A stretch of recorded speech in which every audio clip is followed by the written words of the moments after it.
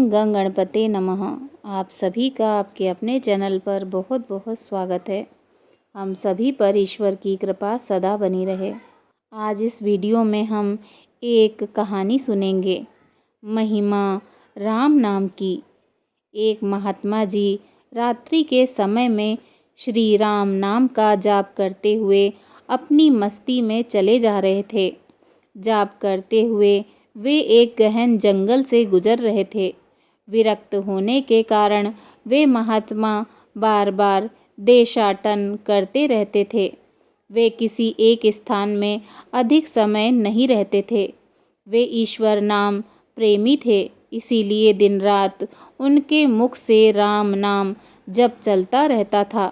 स्वयं राम नाम का जाप करते तथा औरों को भी उसी मार्ग पर चलाते। महात्मा जी गहन जंगल में मार्ग भूल गए थे, पर अपनी मस्ती में चले जा रहे थे कि जहाँ राम ले चले वहाँ। दूर अंधेरे के बीच में बहुत सी दीपमालाएं प्रकाशित थीं। महात्मा जी उसी दिशा की ओर चलने लगे।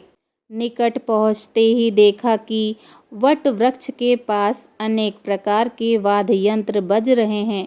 नाच गान और शराब की महफिल जमी है। कई स्त्री पुरुष साथ में नाचते कूदते हंसते तथा औरों को हंसा रहे हैं। उन्हें महसूस हुआ कि वे मनुष्य नहीं प्रेतात्मा हैं। महात्मा जी को देखकर एक प्रेत ने उनका हाथ पकड़कर कहा, ओ मनुष्य, हमारे राजा तुझे बुलाते हैं, चल। वे मस्त भाव से राजा के पास गए, जो सिंहासन पर बैठा था। वहाँ राजा के इर्द गिर्द कुछ प्रेत खड़े थे। प्रेतराज ने कहा, तुम इस ओर क्यों आए? हमारी मंडली आज मद मस्त हुई है। इस बात का तुमने विचार नहीं किया? तुम्हें मौत का डर नहीं है? अट्टहास करते हुए महात्मा जी बोले, मौत का डर और मुझे? राजन, जिसे जीने का मोह हो उसे मौत का डर होता है। हम साधु लोग तो मौत को आनंद का विषय मानते हैं। यह तो देह परिवर्तन है, जो प्रारब्ध कर्म के बिना किसी से हो ही नहीं सकता। प्रेतराज ने कहा, तुम जानते हो हम कौन हैं? महात्मा जी ने कहा, मैं अनुमान करता हूँ कि आप प्रेत आत्मा हो। प्रेतराज ने कहा, तुम जानते हो, लोग समाज हमारे नाम से कांपते हैं। महात्मा जी ने कहा, प्रेतराज, मुझे मनुष्य में गिनने की गलती मत करना। हम जिंदा दिखते हुए भी जीने की इच्छा से रहित मृत तुल्य हैं। यदि जिंदा मानो तो भी आप हमें मार नहीं सकते। जीवन मरण कर्माधीन है। मैं एक प्रश्न पूछ सकता हूँ? महात्मा जी की निर्भयता देखकर प्रेतराज के राजा को आश्चर्य हुआ कि प्रेत का नाम सुनते ही मर जाने वाले मनुष्यों में एक इतनी निर्भयता से बात कर रहा है। सचमुच ऐसे मनुष्य से बात करने में कोई हर्ज नहीं। प्रेतराज बोला, पूछो क्या प्रश्न है? महात्मा जी बोले, प्रेतराज, आज यहाँ आनंद उत्सव क्यों मनाया जा रहा है? प्रेतराज बोला, मेरी एकलौती कन्या योग्य पति न मिलने के कारण अब तक कुंवारी है, लेकिन अब योग्य जमाई मिलने की संभावना है। कल उसकी शादी है, इसीलिए यह उत्सव मनाया जा रहा है। महात्मा जी हंसते हुए बोले, तुम्हारा जमाई कहाँ है? मैं उसे देखना चाहता हूँ। प्रेतराज बोला, जीने की इच्छा के मोह के त्याग करने वाले महात्मा, अभी तो वह हमारे पद प्रेत योनि को प्राप्त नहीं हुआ है। वह इस जंगल के किनारे एक गांव में श्रीमंत का पुत्र है। महादुराचारी होने के कारण वह इस समय भयानक रोग से पीड़ित है। कल संध्या के पहले उसकी मृत्यु होगी, फिर उसकी शादी मेरी कन्या से होगी।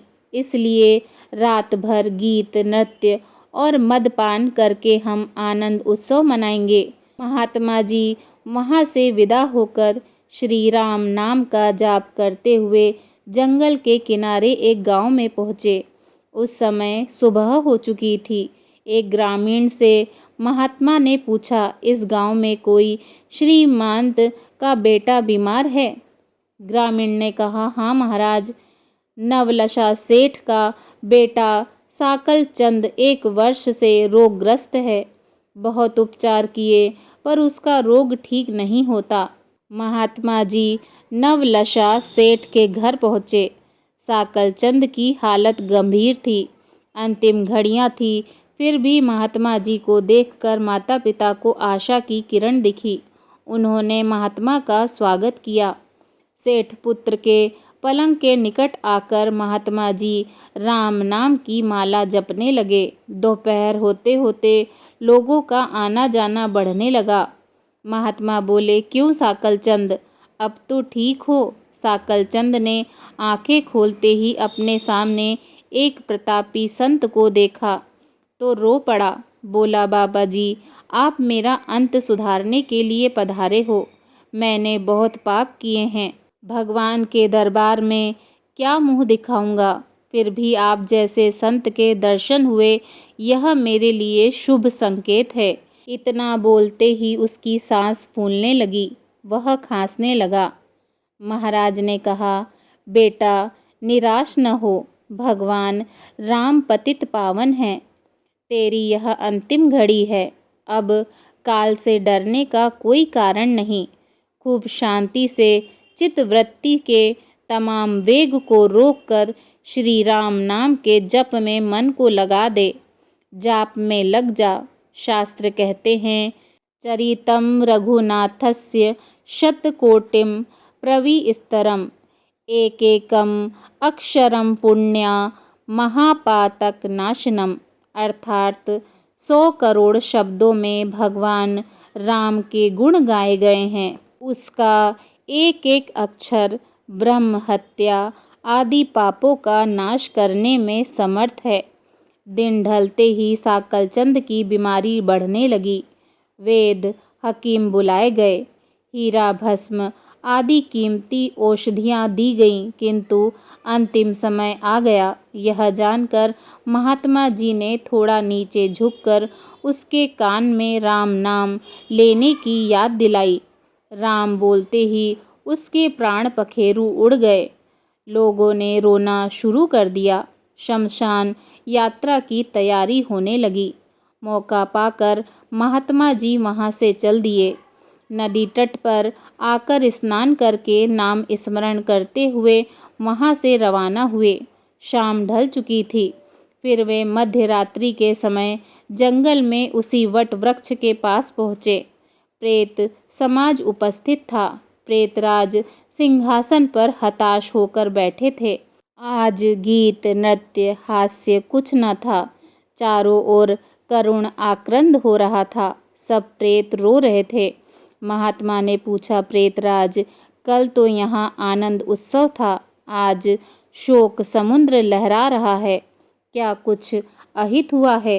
प्रेतराज बोले, हाँ भाई, इसीलिए रो रहे हैं। हमारा सत्यानाश हो गया। मेरी बेटी की आज शादी होने वाली थी, अब वह कुंवारी रह जाएगी।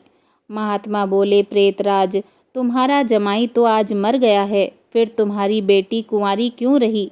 प्रेतराज ने चिढ़कर कहा, तेरे पाप से।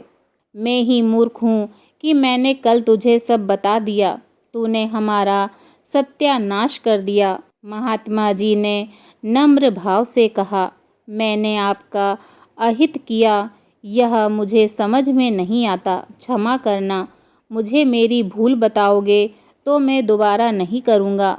प्रेतराज ने जलते हृदय से कहा, यहाँ से जाकर तूने मरने वाले को नाम स्मरण का मार्ग बताया और अंत समय भी राम नाम कहलवाया। इससे उसका उद्धार हो गया और मेरी बेटी कुंवारी रह गई। महात्मा जी ने कहा, क्या? केवल एक बार नाम जप लेने से वह प्रेत योनि से छूट गया? आप सच कहते हो? प्रेतराज ने कहा, हाँ भाई, जो मनुष्य राम नाम जप करता है वह राम नाम जप के प्रताप से कभी हमारी योनि को प्राप्त नहीं होता। भगवान नाम जप में नर को उद्धारणी शक्ति है। प्रेत द्वारा राम नाम का यह प्रताप सुनकर महात्मा जी प्रेमा अश्रु बहाते हुए भाव समाधि में लीन हो गए। उनकी आंखें खुली तब वहाँ प्रेत समाज नहीं था। बाल सूर्य की सुनहरी किरणें वट वृक्ष को शोभायमान कर रही थी। प्रेम से बोलिए, राम सिया राम जय जय राम, राम सिया राम जय जय राम।